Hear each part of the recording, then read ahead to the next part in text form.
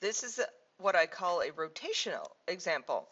So I have a right triangle whose hypotenuse is 20 meters long, is revolved around one of its legs. To generate a right circular cone, find the radius, height, and volume of the cone with the greatest volume that can be made. Okay, so we have a right triangle whose hypotenuse is root 20, and it's revolved around its leg to generate a right circular cone. So what if I took and I revolved this around, and we got a cone?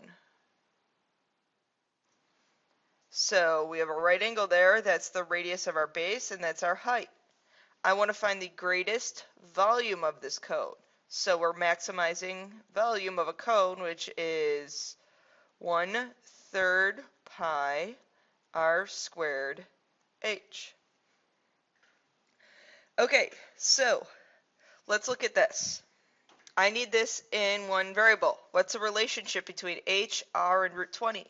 Well, we know r squared plus h squared is going to equal root 20 squared.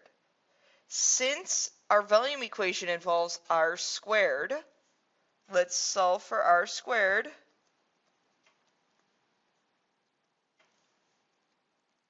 So substituting that now in, volume is equal to pi over 3 r squared h.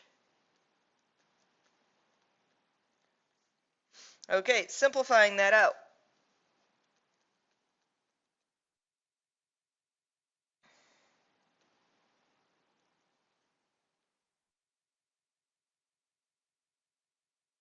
Okay, now let's take our derivative. And think of pi over 3 as just a constant. So you can leave that out in front. So taking my derivative, my first derivative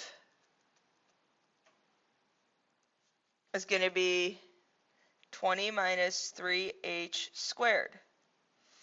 And then, remember, we set that equal to 0.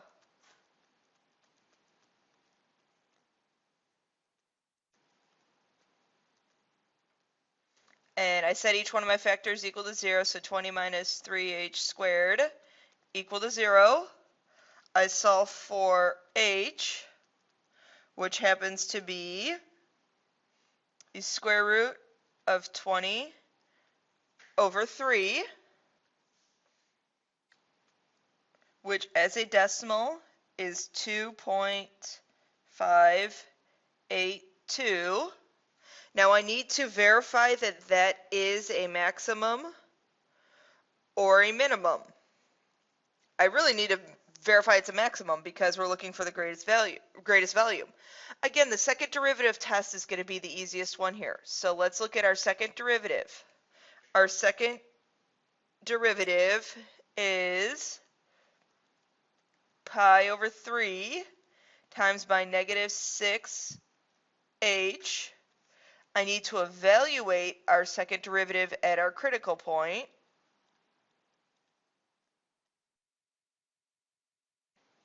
Okay, so then I don't even really care what the value is. I just know, since I'm plugging a positive in, that's going to be less than 0. So therefore, we're going to have a max.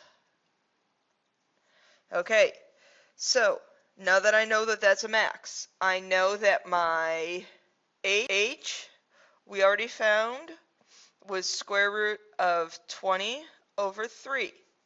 So now when I plug that into our r squared minus equals 20 minus h squared equation,